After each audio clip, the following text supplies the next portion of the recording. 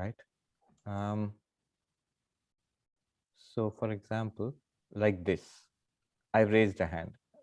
Can you see in my picture, there's a little yellow hand on the top right corner? So like that, and you can, and where do you get the button? On your lower panel, you will see there is a share screen and chat, and there is reactions. If you click that reactions, below that there'll be a raise hand button. You can raise your hand there. When you do that, I'll know that somebody wants to ask a question, and I'll ask you to unmute yourself and ask the question, and I can answer your question. So we can interact in these ways. And the chat is something that you can interact with me and other people in the group. You can post your comments, questions, observations, remarks. So that's also a good way of interacting. All right, without any further delay, let me get into it.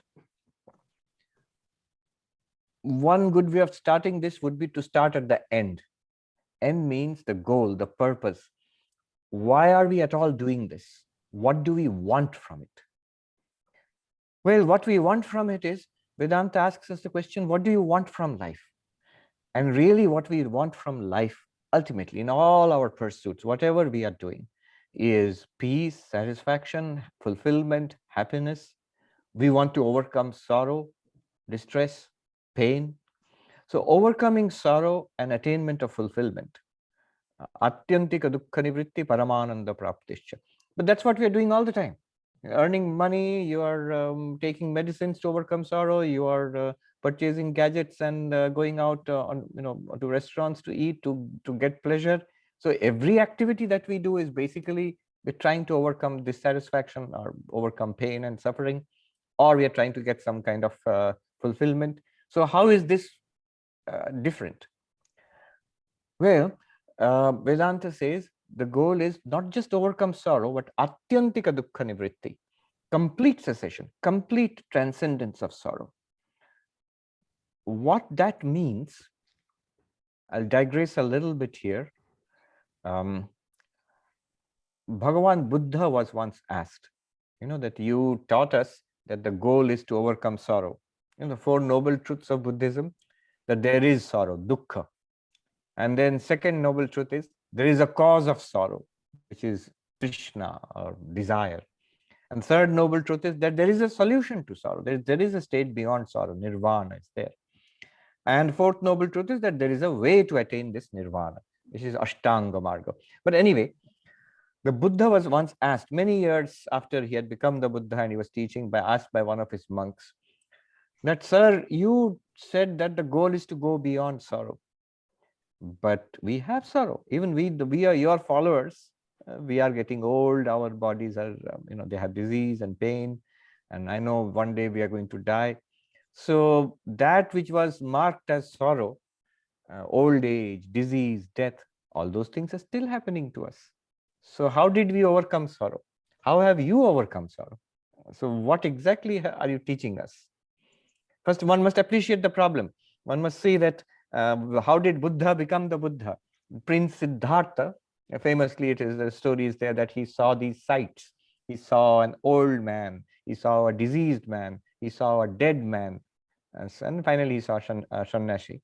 But old age, disease, death, this brought to him the reality of sorrow, of dukkha.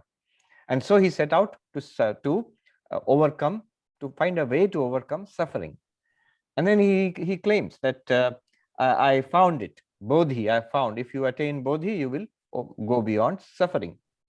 But now this monk is asking a very, very precise question. You have said that suffering is there, old age, disease, death, and in many other forms. And then you have found the solution to suffering and you are teaching it to us.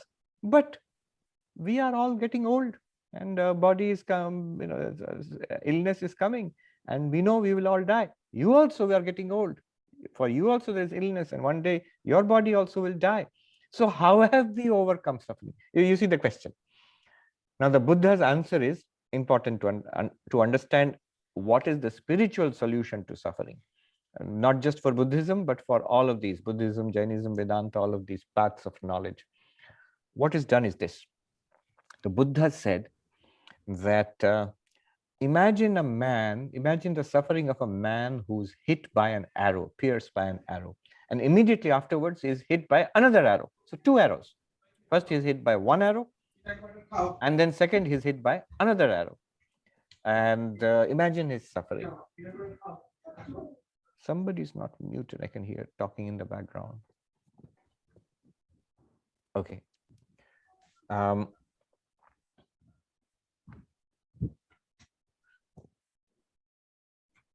Now, the Buddha said that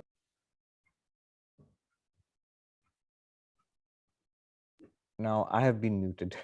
All right, now I can talk.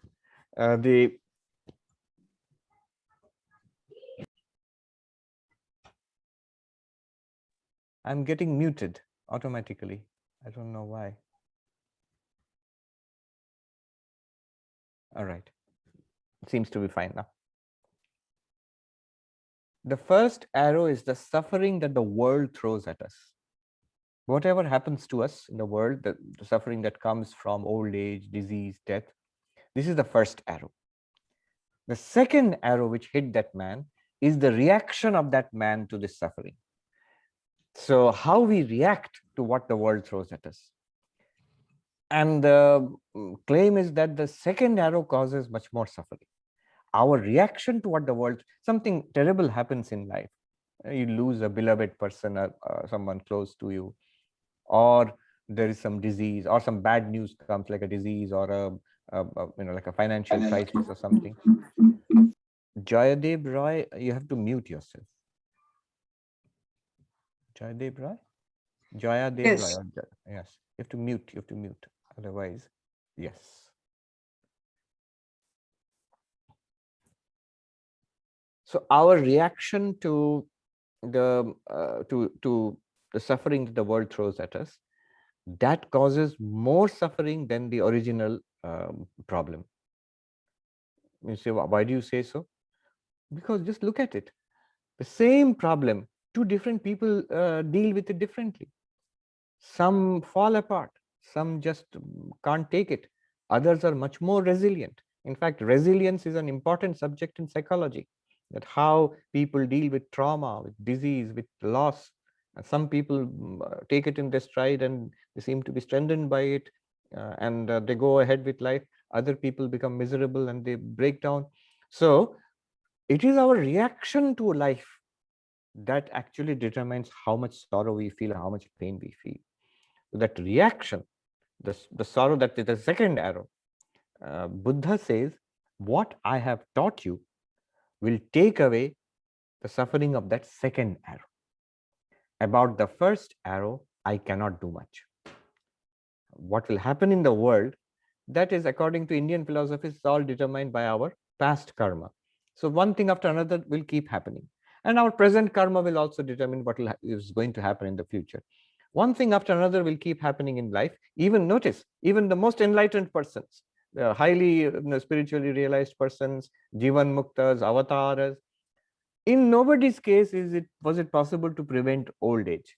In nobody's case was it possible to prevent disease or death. Physical old age, disease, and death came to everybody. Ups and downs in life came to everybody, including Ramakrishna Paramahamsa and Vivekananda and Ma Sharada and Jesus Christ and Buddha and all of them. So the first arrow will come for all of us. Then what can spirituality do? What can Vedanta do for us? It will take care of the problem created by the second arrow. That is our reaction to it. And that we shall see is actually the main problem in life. How do we react to the events of life? We do not let it affect us. We rise above it, or we sink. Vedanta will help us to remove the second arrow, the problem caused by the second arrow. Ananda Prapti. Is it possible to attain deep, lasting fulfillment, peace, joy? Often a reaction would be, and many people, whether they say it or not, they feel, no, life is just like this, a mixture of pleasure and pain, a lot of misery is there. Somehow you have to make the best of it, and this is how it will continue.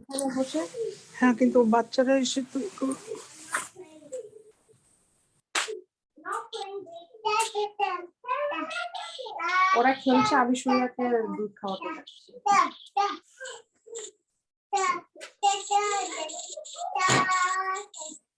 কি হলো somebody?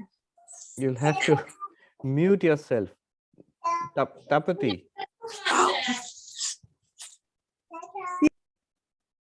Right. So one has to be conscious of what's going on, right?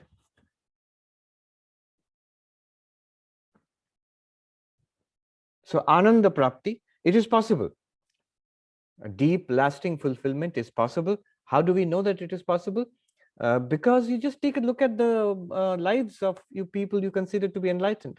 Look at the life of Sri Ramakrishna or Ma Sharada or Vivekananda or many, many others, whether it's within our Ramakrishna Vivekananda tradition or within Vedanta broadly, Hinduism, or in general spiritual traditions of the world, Christianity, Islam, Buddhism, Sikhism, any other spiritual tradition.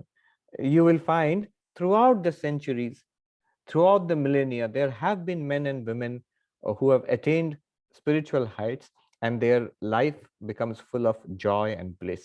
Just by looking at them, by reading their life, you can see these are people who have no more complaints. They have gone beyond complaint. This is one thing I joke that if you're spiritually advanced, if you claim to be enlightened, you give up the right to complain about life. You give up the right to grumble, because you're supposed to have attained fulfillment. So Atyantika Dukkha Nivritti, Paramananda Prapti is the goal. We cannot say that it is not my goal. It is, if it is maybe your goal, but it's not my goal, so Vedanta is not for me. No, it is everybody's goal. Whatever we are doing in life is basically trying to overcome suffering and attain peace. In no other way does it work. We come to realize that nothing, neither money nor relationships nor learning nor adventure nor fame, none of these things, though they may be temporarily satisfying, none of them provide lasting and deep satisfaction. None of them can protect us against suffering. But spirituality claims, I will not say just Advaita Vedanta, all spirituality, whether within Hinduism or outside Hinduism, it all claims, at least the claim is that it can protect you against suffering, that it can give you lasting, deep peace and joy. So that is the goal. What we are trying to do is this. We are trying to attain Atyantika Dukkha Nivritti, Paramananda Prapti. In one word, this is called moksha. There are many words for this in Indian tradition. Moksha, mukti, nirvana, kaivalya, then apavarga. Apavarga is a very ancient word for this. There are two things in life, bhoga, apavarga. Bhoga is experience of life, pleasure and pain, and apavarga is freedom from this limited life. So all of these are words for the same thing: attainment of bliss and liberation from suffering, freedom from suffering, while in this life. Now, what exactly is Vedanta then? Specifically when we're talking about Vedanta today, it's an introduction. So can you point us to what Vedanta exactly is? Let's look at the textual basis of Vedanta. A simple definition of Vedanta we used to memorize. Now, what is the definition of Vedanta? Vedanta nama Upanishad pramanam. Vedanta is the source of spiritual knowledge called Upanishads. So in one word, Vedanta is one word, an equivalent word would be Upanishads. Upanishads are texts. These texts are not one text, many texts. They are found in the Vedas, the most ancient and the fundamental scriptures of the Hindus. In fact, if you look at the Vedas, you will find that they have a distinct structure. There's a lot in that which is more or less obsolete and defunct. It deals with rituals, a particular type of ritual which is called yajna, Vedic sacrifices. And there is another part, a smaller part, which deals with philosophy, which deals with spirituality, and that is called the Jnana Kanda. So Karma Kanda and Jnana Kanda. This Jnana Kanda is Upanishads. In the Jnana Kanda, you'll find Upanishads. You will not find in the Vedas, it will not be marked that page so and so to page so and so is Karma Kanda and the next part is Jnana Kanda, not like that. It is one flowing text with many hymns, many sections. Some of those are Upanishads, And those Upanishads constitute the Jnana Kanda. They are also known as Vedanta. Anta, we know in Sanskrit, means the end, the culmination. So Vedanta is literally the end of the Vedas, or the end of knowledge. End of knowledge means not that knowledge disappears there. This is the highest knowledge. A more precise meaning of Vedanta would be Siddhanta, conclusion, the final conclusion of the Vedic scriptures. What do they say about you, about life, about the ultimate reality? So that is Vedanta, the Upanishads. And in the Upanishads, many Upanishads are there, but primarily 10 or 11 Upanishads, because those are the ones quoted often by Shankaracharya, Adi Shankaracharya 1200 years ago. He selected these 10 Upanishads, let's say, to write commentaries or bhashyas on. So these 10, among all the Upanishads, these 10 form the foundation of what we today call Vedanta. The Isha Kena Katha Prashna Mundamandukya Titirihi Aitareyam Cha Chandogyam Brihadaranyakam Tatha. These are the names of the 10, what we call the 10 major Upanishads, or 10 principal Upanishads. Why are they major? Why are they principal? Because Adi Shankaracharya wrote commentaries on them, only in that sense. There are many others also. So why do I keep saying 10 or 11? Because there's another Upanishad, the Shaitaar Upanishad, is also one of those major Upanishads. Only thing is, the commentary written on that, which we find, the Bhashya, explanation of that Upanishad, there's some doubt whether Adi Shankaracharya wrote it or somebody else later wrote it. So 10 without a doubt, and the 11th one with slight doubt. There are many other Upanishads, of course. Now, not just the Upanishads. There is also the Bhagavad-Gita. When I said the Vedas are the fundamental texts of the Hindus, Swami Vivekananda said that what the Bible is for Christians and the Quran is for Muslims and the Zend Avesta for Zoroastrians and Tripitaka for the Buddhists, so are the Vedas for the Hindus. But the problem is that most Hindus we don't read the Vedas. Somebody asked me, a student, that Christians read the Bible and Muslims read the Quran, but we don't read the Vedas. Most of us, we do not actually have any access, or we do not find any particular reason to read the Vedas. The reason is the teachings of Vedanta are found in a much more popular book called the Bhagavad-Gita. So if you're reading the Bhagavad-Gita, if you've studied even a little bit of the Bhagavad-Gita, you have studied the Vedanta, you have studied the highest, choicest teachings of the Vedas.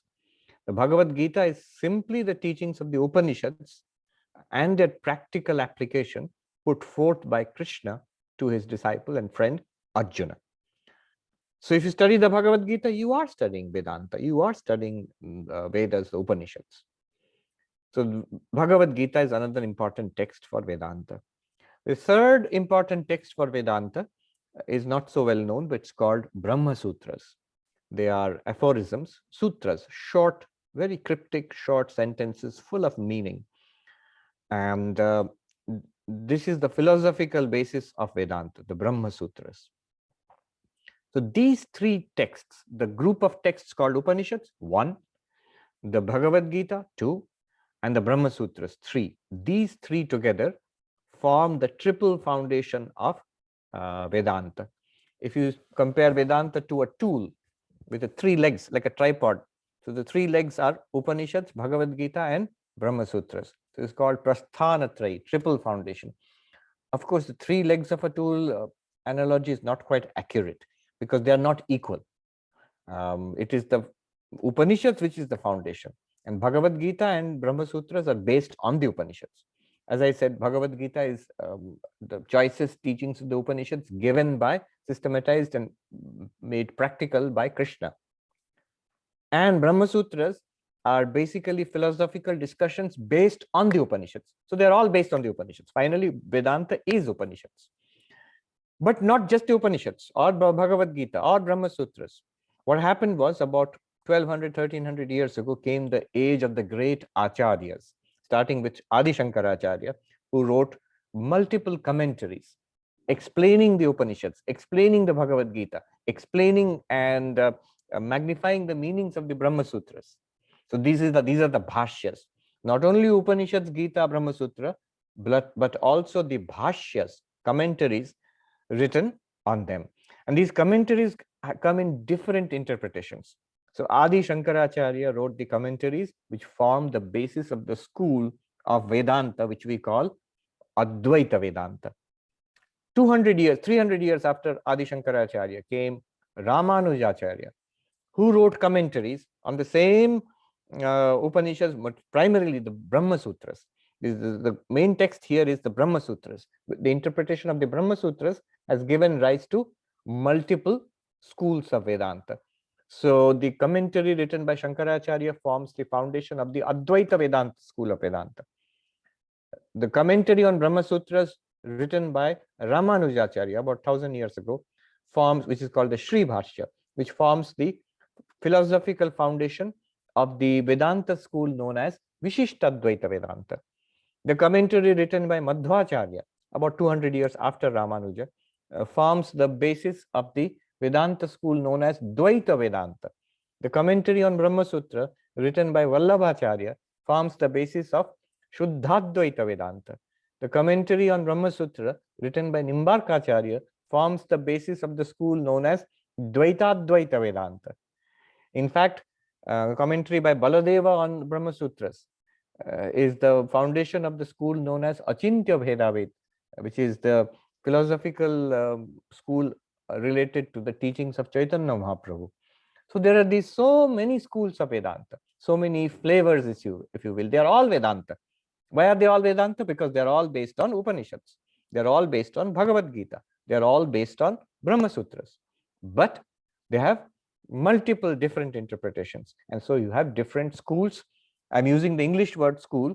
Sanskrit word would be sampradaya. They are traditions of Vedanta. They are teaching, learning traditions. And a good deal of Hinduism, what we not see as mainstream Hinduism today, they are based on one of these sampradayas. Ramakrishna Mission, for example, our tradition is Advaita Vedanta primarily, of course, in a very liberal and inclusive way. But if you see the ISKCON, Krishna consciousness, their Vedanta school is Achintya Bheda Vedanta, like that. The Swami Narayana has another branch of Vedanta. So a lot of the Hinduism that you see is based on some branch of Vedanta or the other, or something related to that. Now, what am I going to talk about today and from now on? I'm going to talk about one of these traditions, which is our tradition, which is the classical Advaita Vedanta. Why classical? Because it depends on Shankaracharya's works and the post-Shankara works. So classical Advaita Vedanta, we're going to discuss that. And that has some amazing, unique features not shared by any of the others. One just important point I will touch upon and then go ahead. What differentiates Advaita Vedanta from all the other schools of Vedanta? Advaita Vedanta is primarily a way of knowledge, a way of inquiry, a spiritual philosophy. The other schools of Vedanta, Achintya Bheda Ved and Vishishtadvaita and Dvaita Vedanta, they are all devotional schools. They are all bhakti schools. In fact, our Vice President Maharaj, Swami Tapasyarandaji, long ago, many decades ago, he wrote this classic book, the Bhakti schools of Vedanta, which covers all these other schools of Vedanta, other than Advaita Vedanta. So lives of their founders, lives of Ramanujacharya, Chaitanya Mahaprabhu, Nimbarkacharya, and so on, and their teachings. So very nice volume, Bhakti schools of Vedanta. All the other schools can be called Bhakti schools because they primarily emphasize devotion to God. It is Advaita Vedanta which emphasizes knowledge, spiritual inquiry. And these distinctions make it very important for this day and age. That's the reason why Swami Vivekananda not only taught Advaita Vedanta, he made it the primary philosophical basis of the Ramakrishna Math mission. The reason is, of course, already our tradition is Advaita Vedanta because Shankara, Sri Ramakrishna's Sannyas Guru was Totapuri, who belonged to the Advaita tradition of Vedanta. Once I met a monk in the Himalayas. So he asked me where you have come from. And so when he realized I'm from the Ramakrishna mission, he's a Naga Sannyasi. So then he said, "Are tu to apna hi hai. You are our own." I said, "How am I your own?" He said, "Dekh, Totapuri का चेला रामकृष्ण, रामकृष्ण का चेला विवेकानंद, विवेकानंद का चेला तू है." So Totapuri's disciple is Ramakrishna, Sri Ramakrishna's disciple was Vivekananda, and you are Vivekananda's disciple, as if there's nothing between Vivekananda and me. But anyway, so that was the idea. You have to mute, I think Rahul, yes.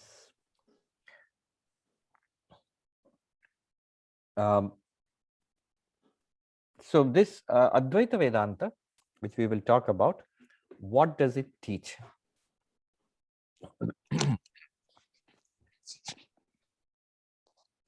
Rahul has to mute, I think. Yes, thank you.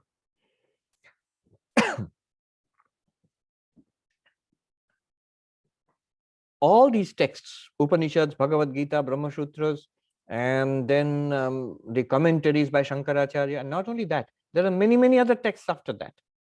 So Shankaracharya wrote many texts called Prakarana Granthas, which are introductory texts or small digests or smaller works. Very famous among them is Vivek Chudamani, although its authorship is a little disputed.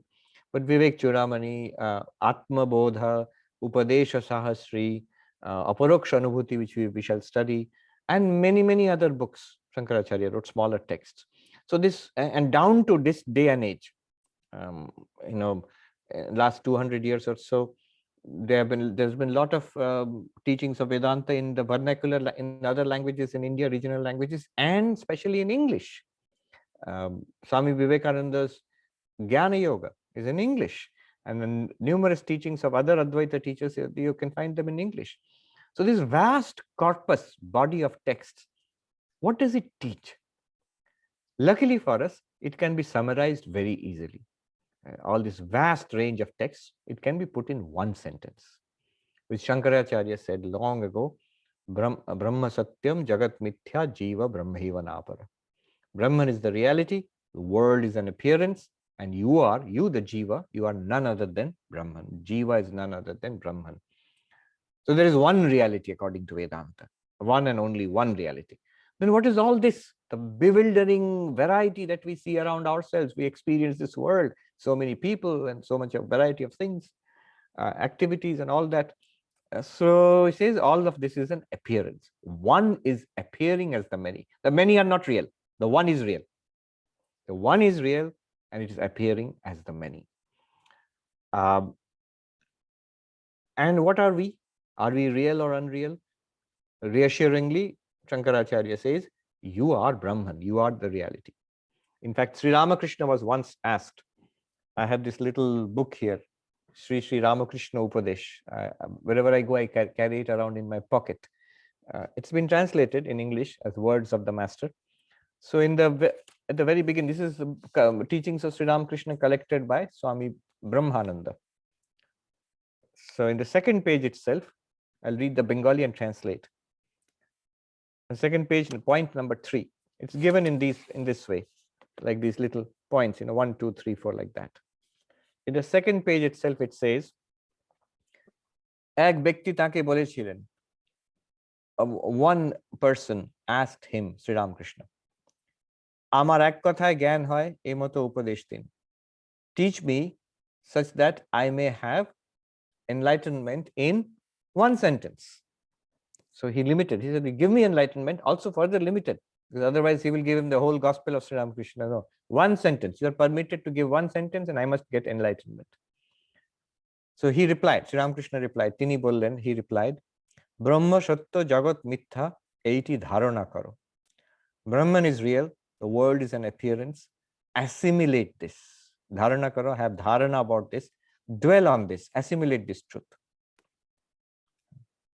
Then Swami Brahmananda himself adds, Iha boliya chup koriya rohilen. Having said this, Sri Ramakrishna fell silent. Why did he add that? It means, it's an emphasis. It means that nothing more needs to be said. Sri Ramakrishna, again and again, throughout the gospel of Sri Ramakrishna Kathamrita, you will find Bhagavani Bostu Ashava Bostu. God alone is the reality and everything else is unreal. This is basically the same truth. Brahma Satyam Jagat Mithya. He didn't even go so far as to say Jiva Brahma Hivanapara. That also he did not say. You can shorten this teaching even further in a short sentence, whole Advaita Vedanta. You can put it in short sentence, Tattvam Asi, that thou art. And what is you and what is that? That has to be understood. And how you are that reality, that all that is the thing that we are going to understand in all these classes ahead of us. But still, whatever we shall study from now on, and whatever we have studied earlier about Advaita Vedanta, it does not go beyond that little sentence, that thou art. And so this is called Mahavakya. This is taken from the Upanishads. It sums up the entire teachings of the Upanishads, sums up the entire teachings of Vedanta. Tattvamasi from the Chandogya Upanishad. Aham Brahmasmi, I am Brahman, from the Brihadaranyaka Upanishad. I am Atma Brahma. This very self is Brahman. This very self is Brahman. From the Mandukya Upanishad. And then Prajnanam Brahma. Awareness or consciousness alone is Brahman. From the Aitareya Upanishad. These are all Mahavakyas and they all mean the same thing. It's not that there are 4 different points. Exactly the same thing. This very consciousness is Brahman is equal to that thou art is equal to I am Brahman is equal to this very self is Brahman. They all mean the same thing basically. Different ways of saying it.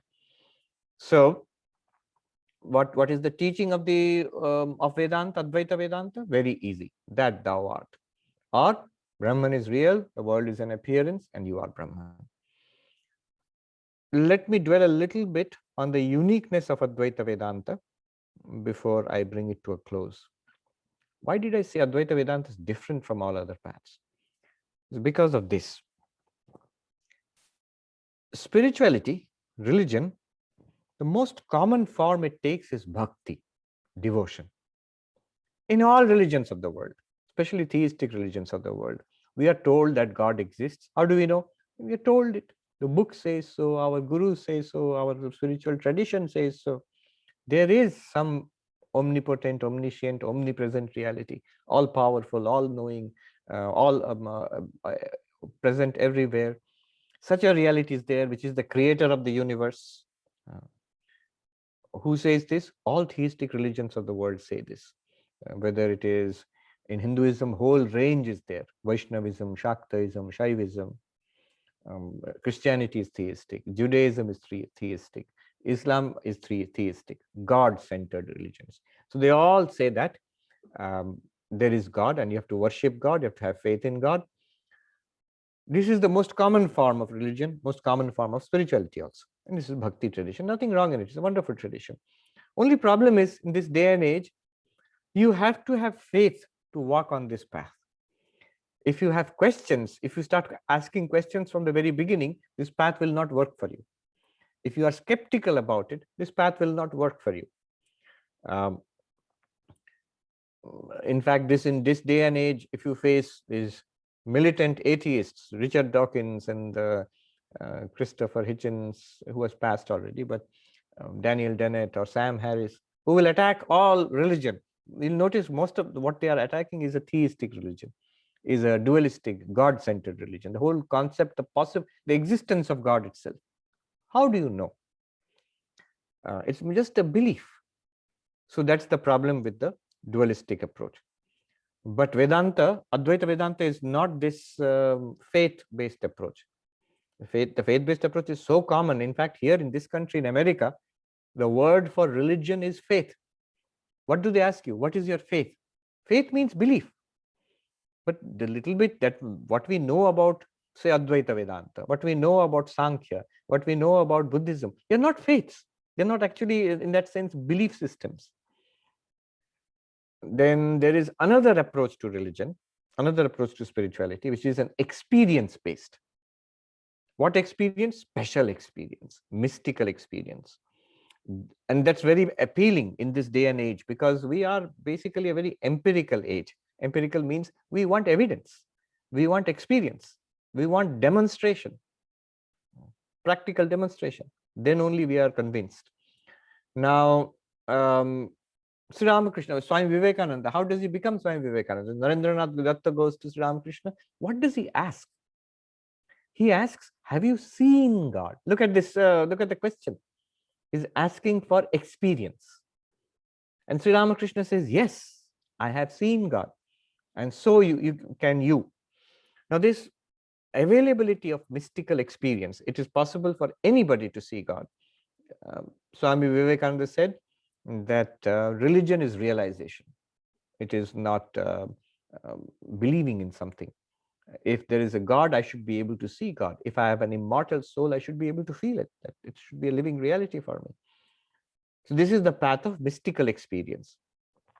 But Advaita Vedanta has to be distinguished from this also. Why? What is the problem with this path? This seems wonderful. It is wonderful, but what will a psychiatrist say? What will a neuroscientist say? A neuroscientist will say that I don't doubt that you feel you are experiencing that you are one with the universe, or see you're seeing God. That does not mean that you are actually seeing God, or there is God, or that you are actually one with the universe. It means some kind of little stroke is there on the left hemisphere in your brain there, and that's why you are getting this kind of experience. So we are not denying that you are having an experience, but that experience is not a valid experience. It could be a pathological experience. It could be, and this kind of doubt is not new. Even in Sri Ramakrishna's time and any mystics, often one thing was done was they were classified as mad people. So Sri Ramakrishna was often called a madman. So people will say, oh, he is epileptic. Now, so that experience can be doubted. Why do they doubt it? When Sri Ramakrishna says, I'm seeing Ma Kali, so those who doubted it, why did they doubt it? Because of one big reason. Because only he is seeing it. Nobody else is seeing. If we sit around having a cup of coffee, none of us will doubt that there is a cup of coffee on the table, because we are all seeing it. But if somebody says, I'm seeing God, and nobody else sees it, you can doubt whether that person is actually seeing or not. Sri Ramakrishna says that you do sadhana, you see for yourself, and the results will prove to you that you have experienced something extraordinary, because your life will be transformed. So that much others can see, that your life is transformed. You are not an ordinary person anymore. Swami Vivekananda says that a fool goes into samadhi and comes out a saint. So huge transformation is there. That much is demonstrable. You can demonstrate that. But anyway, the path of mystical experience can also be doubted. That's my point. A neuroscientist or a psychiatrist can doubt it. Now I want to show you the uniqueness of Advaita Vedanta, distinguished from the path of belief or faith, distinguished from the path of seeking mystical special experiences. What Advaita Vedanta does is, it says, no, you don't have to believe. You have to understand. This path will not work if you start believing in it. You have to understand first. Then it will be clear to you. Not only that, we are not waiting for some extraordinary experiences. You may have extraordinary experiences, you may not have extraordinary experiences. But what we want in Advaita Vedanta is just the most ordinary experience which is available to everybody. Like, what is the most ordinary experience available to everybody? Waking, dreaming, deep sleep.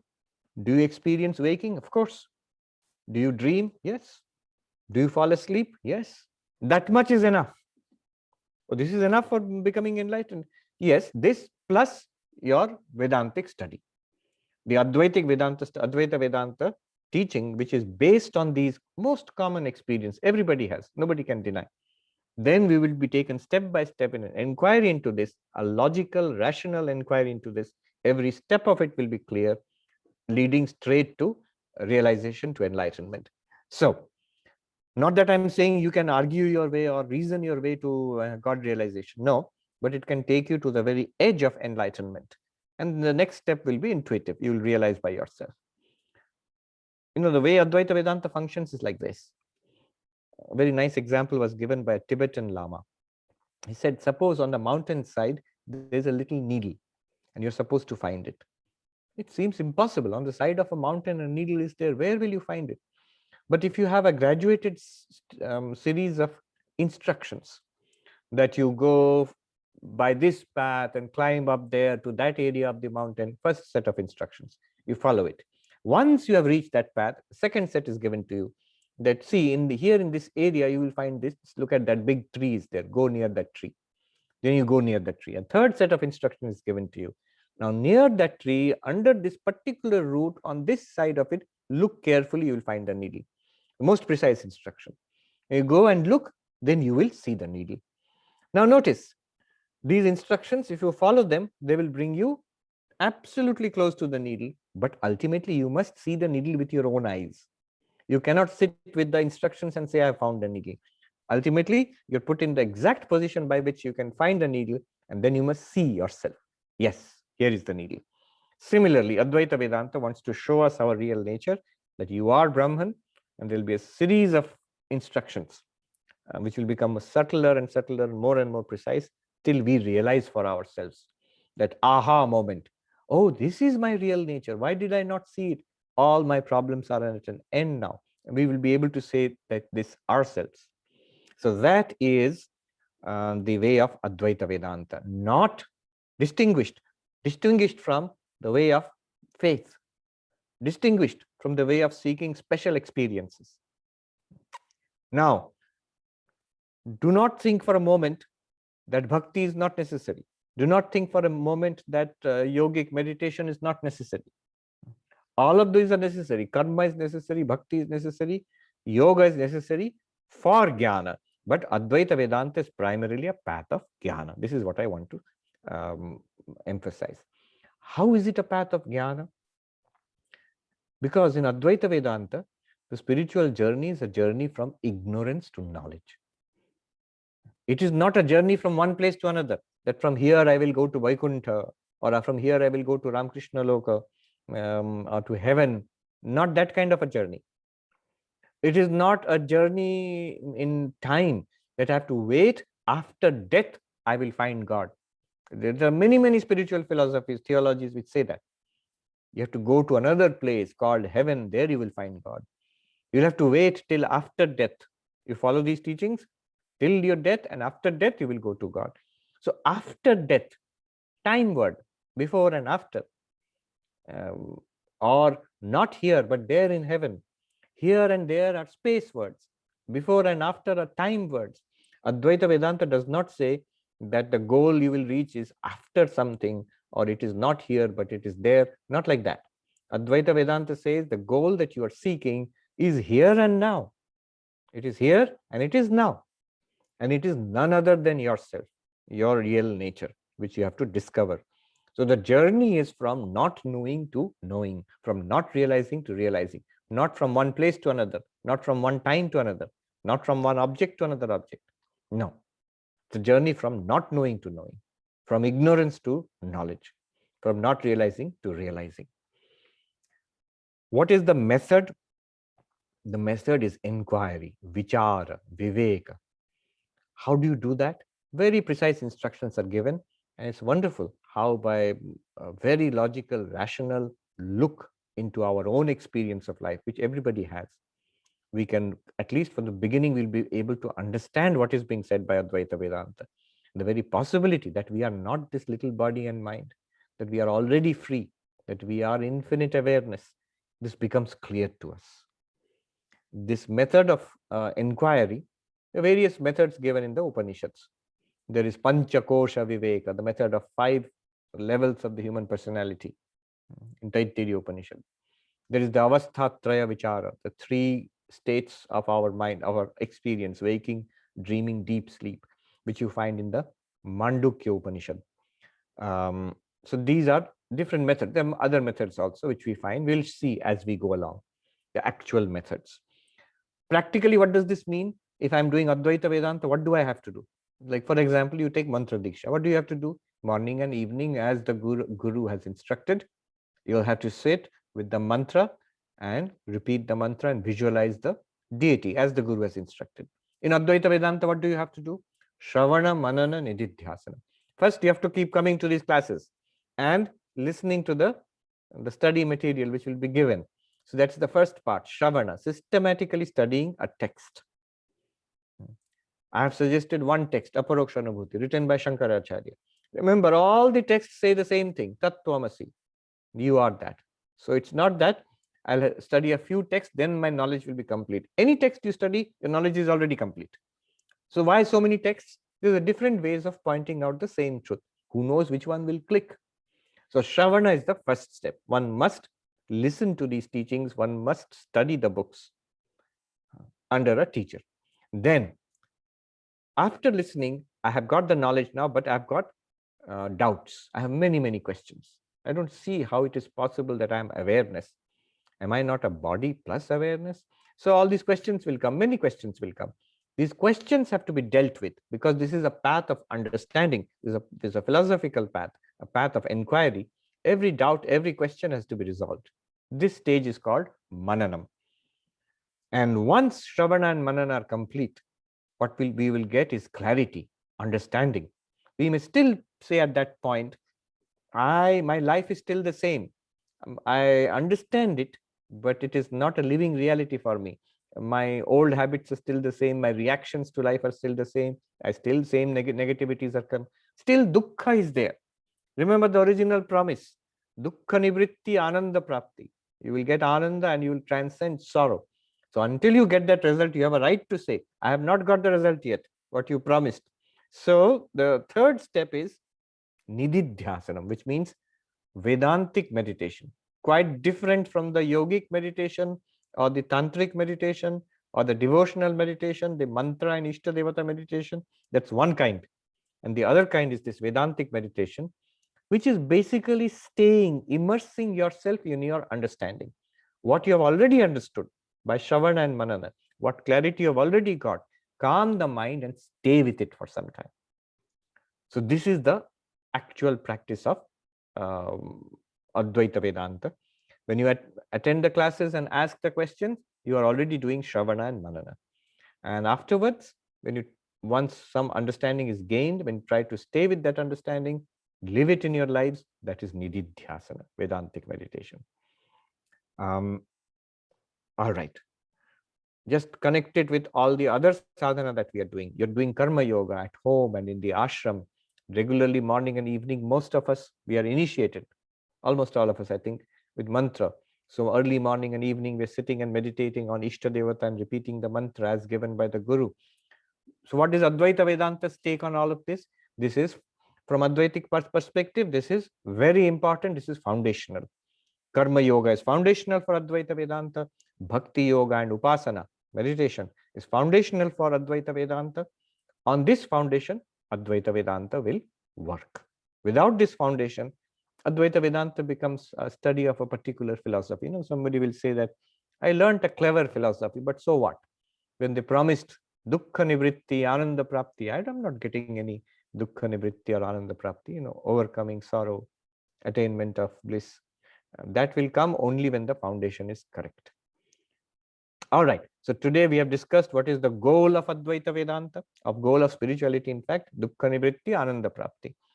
And then what is Advaita Vedanta? So we started with the end, that is the goal. Now then we see what is Advaita Vedanta. Upanishad Pramanam. Upanishads, Brahma Sutras, Bhagavad-Gita, and a mass of texts. Many types of Vedanta, among which Advaita Vedanta is one. What is the teaching of Advaita Vedanta? Very simple. You can tell anybody, teaching is pretty simple. That thou art, you are that reality. I am Brahman. Brahman is real, the world is an appearance, and the Jiva is Brahman, none other than Brahman. This is the teaching of Advaita Vedanta. In all the vast literature, nothing more than this is said. This is the goal, to understand and realize this. And I showed you how Advaita Vedanta is different from Bhakti. How is it different from yogic mystical experiences? How it is a journey from ignorance to knowledge, not from one place, from earth to heaven, or from one time to another time, you know, from this life to afterlife. Not like that. It is here, it is now, and it is you. The journey is from not knowing to knowing, from not realizing to realizing. And then the method will be vichara, viveka, inquiry, a philosophical inquiry. Inquiry into what? Ourselves, our own experience of life. And this we will find from the Upanishads and other texts. What we will practically do is Shravana, Manana, Nididhyasana, while carrying on our other spiritual practices. In Advaita Vedanta, the caution is never abandon your other spiritual practices. Now I have found the highest. I don't need anything more. No, you'll be in trouble then. It's like the person who is setting out to find the needle. And the last set of instructions tells you where the needle is. So I need only that. I don't need any of the earlier instructions. You'll never be able to find the needle. So all the earlier instructions are also necessary. All sadhana helps, and the culmination is this Advaitic realization. Good. So this was an introduction to Advaita Vedanta, but next time we shall start with the text. I will send to the organizers, I will send the text, the links to the lectures. Some of you, yes, some of you may have already heard the lectures. Since we have 2 months gap before the next class, at least 4 lectures you can hear. I mean, you can hear up to 8 lectures maybe, but 4 lectures we will take up. There'll be enough to discuss in the first 4 lectures. So next class we will see. If you have any questions, you're a very silent group of students, so you should give comments, and there are some comments here. Is Upanishads and Brahma Sutra available in some form to read now? Of course. So many books are there, so many translations in every language, English and Bengali and Hindi and Tamil and every language, Marathi. In English, very beautiful translations are there. Swami Gambhiranandaji, Brahma Sutra, Bhashya translation, Upanishad translations. Then, who is asking? Jyoti is asking, is Dvaita same as Sankhya? No. Somebody says to me, yes. So Dvaita Vedanta is a school of Vedanta. Somebody is a feedback. Huh? So Dvaita Vedanta is a school of Vedanta. Sankhya is dualistic, because Sankhya talks about Prakriti and Purusha. See, to understand Advaita Vedanta, one must understand this background of Indian philosophy.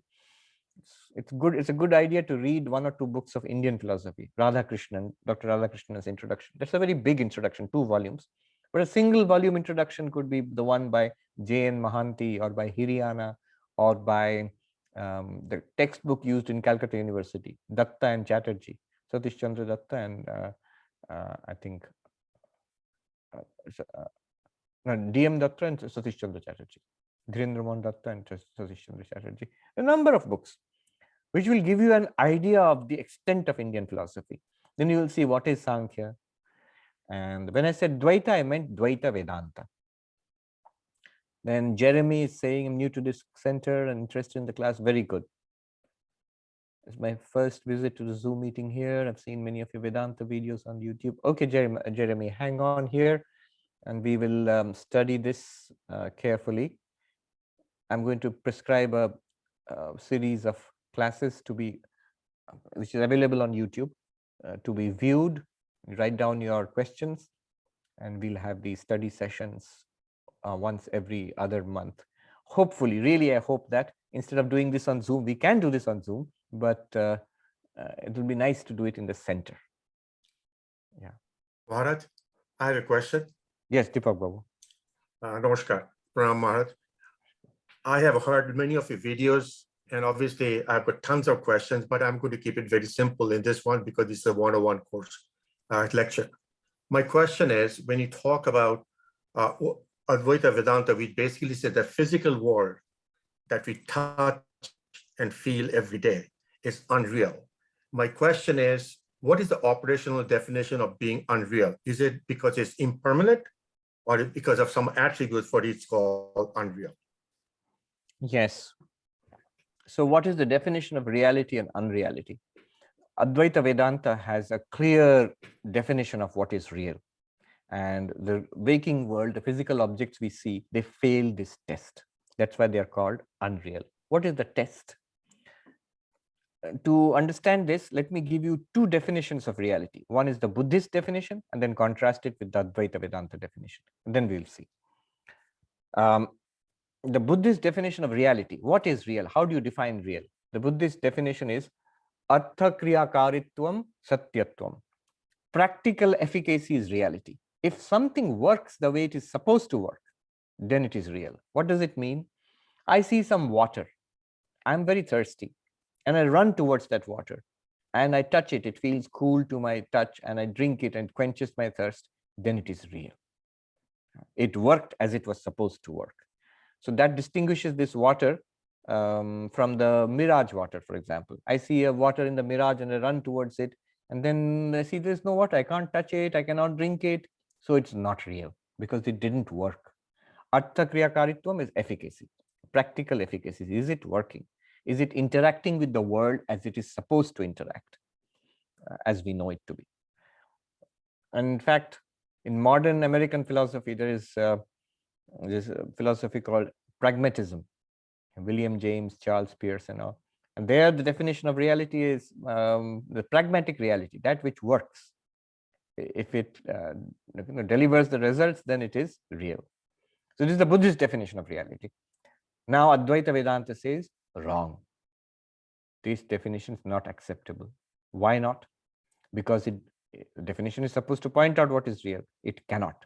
Why can it not point out what is real? Suppose you feel thirsty. In your own example, you, Buddhist, you feel thirsty, you see the water, you run towards the water, you touch the water, it feels like water, you drink the water, it quenches your thirst. Next moment you wake up on your bed sitting, oh, the whole thing was a dream. Now what happened to that water?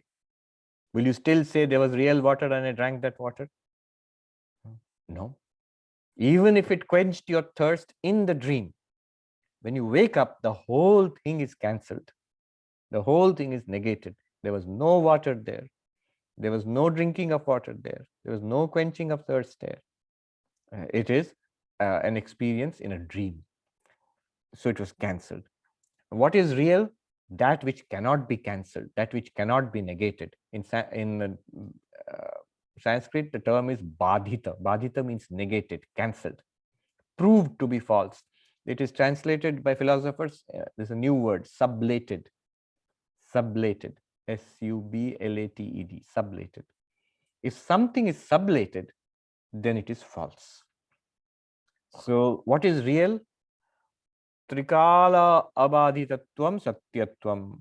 That which cannot be negated in 3 periods of time, past, present, and future. That which cannot be negated is real. Now, one might question, what is it that cannot be negated? Everything can be negated. Suppose something seems real now. Next moment, I can wake up like a Matrix movie or from a dream. I can wake up and think, oh, it was all seen in a dream. I thought it was true earlier. So isn't it that anything can be negated? No, only one thing cannot be negated.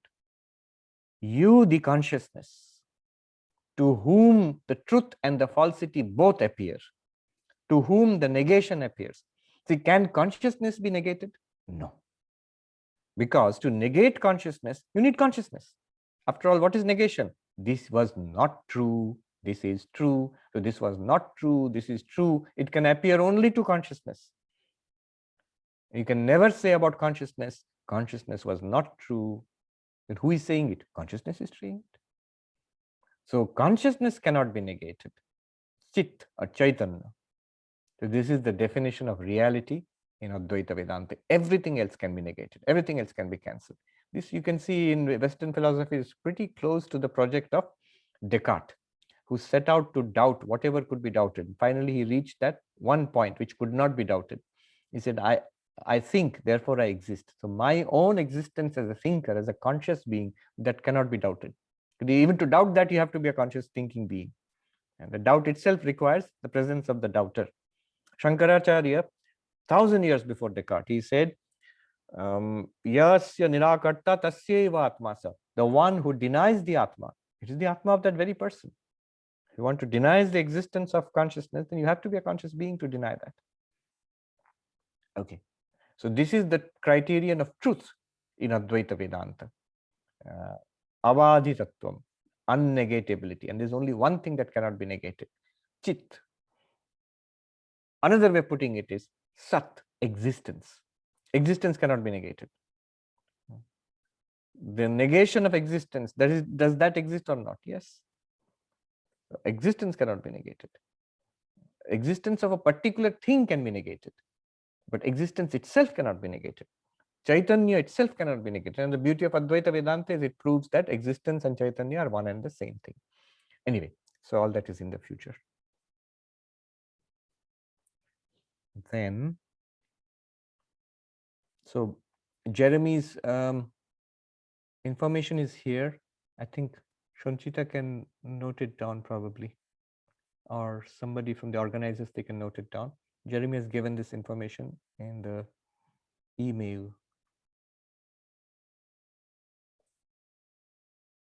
And those who are present here, if you can come to the class. Jyoti has raised a hand. Jyoti, yes, unmute yourself and ask the question. And then we'll Namaste, wrap it up. Swamiji. Namaskar. I'm talking to you from East Lyme, Connecticut. Can you please talk about what is Vivek? This word is not clear to me. I understand it a little bit, but Yes. it's not clear to me. Vivek is a mental activity, an intellectual activity in which you distinguish two things which are mixed up, which do not seem to be separate, but actually there are two there. So to separate them, not physically, in your understanding. So the etymological meaning of Vivek is Vivich Prithak Karane. That's a Sanskrit derivation, which means Viveka means separation in our understanding. Separating two things in our understanding. So Sri Ramakrishna gives a very nice example. He says sand and sugar are mixed up. The ant can separate them. Water and milk are mixed up. The swan can separate them. So this is a old Indian saying that Hangsa can separate Kshira Neera, milk and water. And another one he says, which cannot be translated easily in Bengali, he says, Golmale mal ache, golti bad diye malti logo. So in Hindi, you can say, Golmal mein mal hai, you remove the goal and take the mal. That means in the chaos, the reality is there. You have to separate the two. To separate the two in your understanding, not physically. Similarly, what you are seeking, Atman, Brahman, the ultimate reality, where is it? Here. See, where? Here in your experience, we will show you. How will you show me? Here it is mixed up with name and form. We will separate the reality from name and form, and you'll realize you are that reality. But which you? Not the person, not the being who's called Jyoti. The real Jyoti of Jyoti, you know, when we sing in the Arati, Jyoti ra Jyoti. So who is the Jyoti of Jyoti? That is the inquiry. And that is the process is Viveka, separation of the two. Ultimately, this Viveka will lead to oneness, not separation will not lead to two-ness. It will, we'll realize after separating, when we find the reality, we will see everything which we saw, we separated, they're nothing but that reality only. So when we talk about Vivek, we are not really talking about making a good judgment when we talk about Vivek. I see what you mean. Advaita. Yes, it is making a good judgment. In fact, what I talked about is the ultimate form of Viveka. But in day-to-day life, we use Viveka. In our Indian languages. Viveka means conscience. In Bengali, we say Vivek, means conscience. That which tells you what is right and what is wrong. What is dharma and what is adharma. What is pleasant and what is unpleasant. So right and wrong, separation of right and wrong is also Viveka. When two things come mixed up, to separate them and catch the one which is good and reject the one which is not good, this is called Viveka. Very important in life. Nachiketa, Yama tells Nachiketa before teaching Vedanta, always in life two things will come mixed to you, always, to every one of us, all the time. What is it? Shreya and Preya, that which is pleasant and that which is good. Unfortunately, in most of the time, pleasant and good are not the same. Our tendency is to pursue the pleasant. But that which is good for us, we have to deliberately, consciously, take a decision and with effort pursue it. Otherwise, naturally, we tend to go towards the pleasant. Nobody has to force us to go on the path of the pleasant. That which is easy for us, that which is pleasurable for us, that which is nice for us, we go down that path. But often it does not lead to our goal. And that goal could be a worldly goal. Somebody wants to earn money. Somebody wants to get a degree. Plenty of hard work and sacrifice is required for that. So that is the good. What is the pleasant?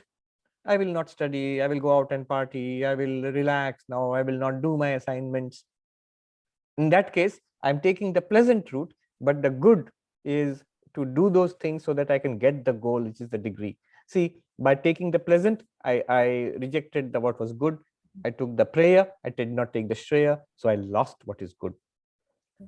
Yama tells Nachiketa, you continuously lose what is good, what you want, your goal in life, because you do not take the Shreya, you take the prayer. It's very logical. If I have a goal, somewhere I want to go, even physically I want to go somewhere, then clearly there will be a path or more than one path which will lead me there. And every other path will lead me away from it. So until I deliberately choose the path leading to the goal, every other path I will wander away from the goal. So that path which leads me to the goal is called Shreya. And everything else is Priya. Similarly in life. So now what is Advaita Vedanta saying? There is the highest Shreya. So when Advaita Vedanta says Shreya, it means moksha. Well, why not other things? Why not degree? Why not money? Well, Advaita Vedanta says that all those things ultimately will not give you what they promise to give you. They promise to give you happiness. They will not. They promise to overcome suffering. They will not.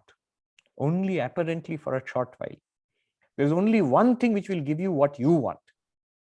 You want overcoming suffering and lasting peace and happiness. And that only one thing will give you.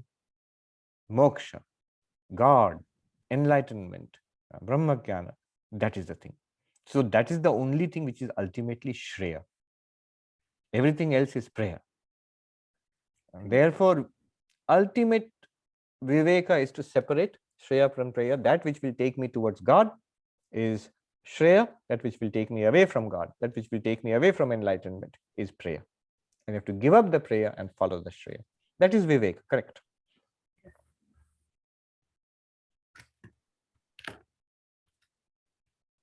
All right. So we have had a good session. I will get in touch with the organizers, give you your homework, and then we will meet hopefully next time, but in person next time, and enjoy Rakidi's hospitality.